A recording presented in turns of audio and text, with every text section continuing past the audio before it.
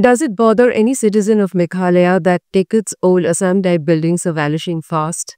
Along with that, there are many heritage sites which are vanishing.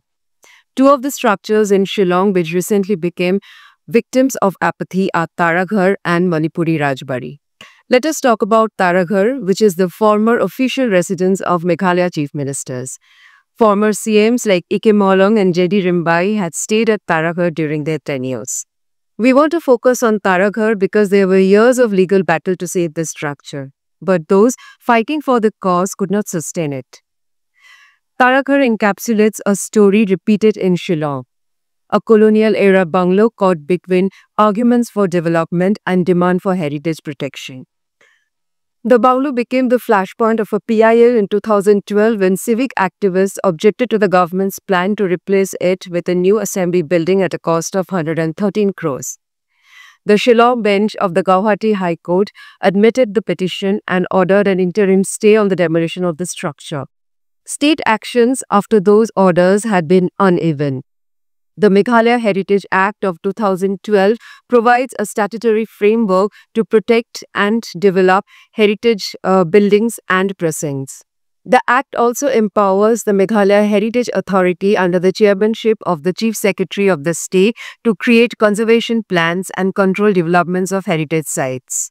Yet, the law's promise has not yielded on-ground outcomes because several Assam-type colonial-era buildings are vanishing in Shillong.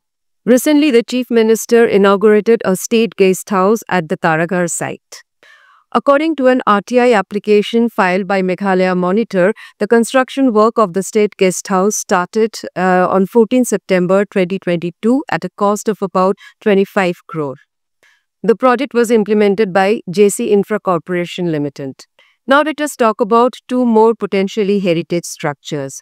One structure is the Manipuri Rajbari, where an agreement was signed between Manipuri King Bodh Chandra Singh and the Indian government in 1949.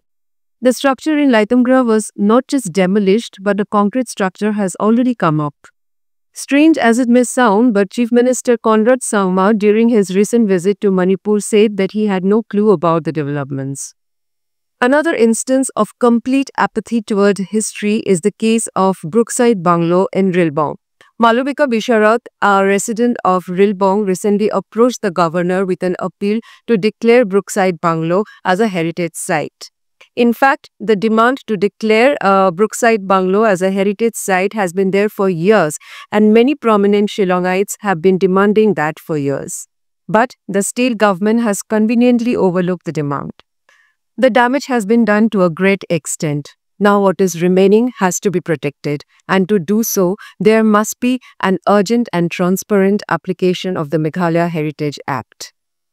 The state must put buildings like Taraghar on a published heritage list and issue protection orders when the conservation plans are being drafted.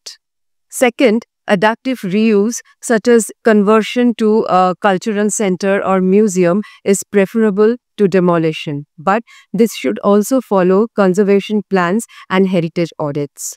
Third, an empowered and well-resourced heritage authority with teeth would reduce ad hoc decisions. If Shillong hopes to stop the gradual erosion of its tangible history, then the Taraghar and Manipuri Rajbari episodes must be a lesson. Laws such as the Meghalaya Heritage Act are only as effective as the institutions that implement them. And civic scrutiny needs faster and clearer answers from the government when any heritage site is proposed for change.